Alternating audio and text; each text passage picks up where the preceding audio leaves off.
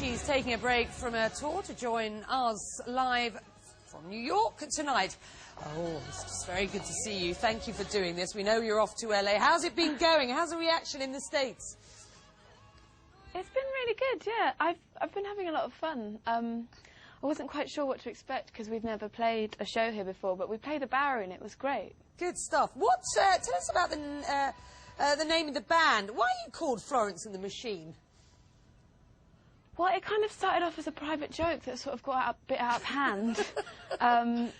And I keep on having to think of, like, new reasons behind the name, but it was kind of... My nickname was Florence Robot, and my friend's name was Is a Machine, and we were Florence Robot Is a Machine, and it kind of got shortened. A little bit easier to deal with. Let's get you some viewer questions. There's been loads of them. Angie writes in to ask, what does the song Rabbit Heart Raise It Up really mean? What inspired the writing of that song?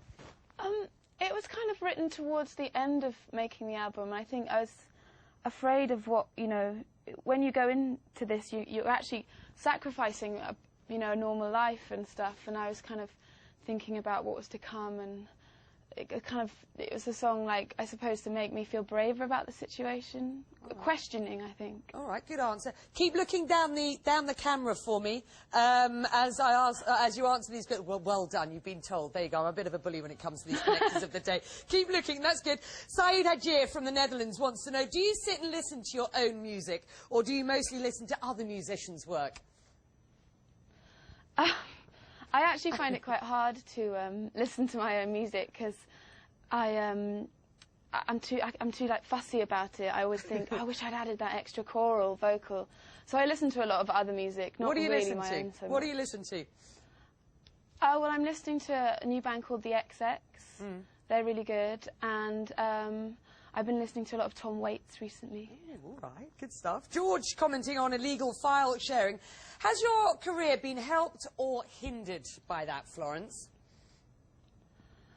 I'm not really sure. I mean, I think, you know, music, I don't really know whether it has helped or hindered it, I think. I mean, myself, I really actually like buying CDs. Like, I enjoy having them, you know. I think an artist has put effort into the artwork and the track listing, and I just like the physical object of having it. All right, good stuff.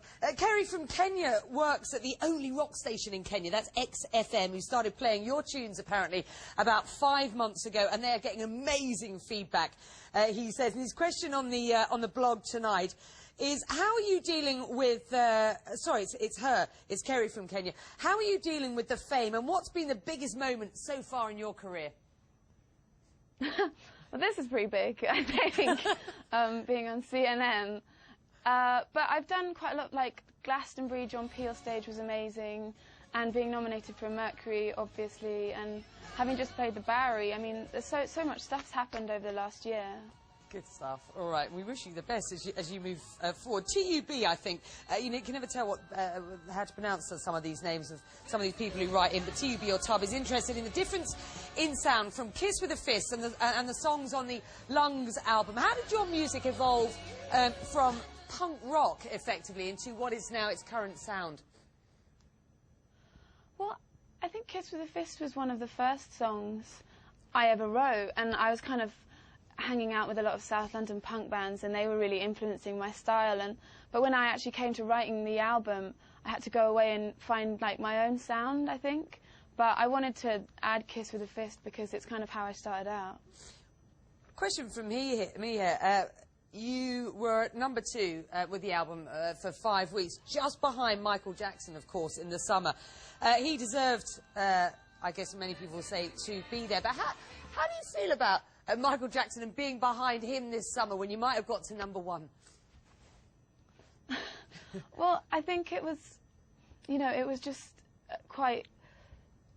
It was quite strange to be in the same charts as Michael Jackson. You just never think that would happen. And I was just happy to have made an album and to have released it, but to be just behind Michael Jackson, I mean, it was... Yeah, I was like, you know, if someone had told me that would happen, I'd be like, what?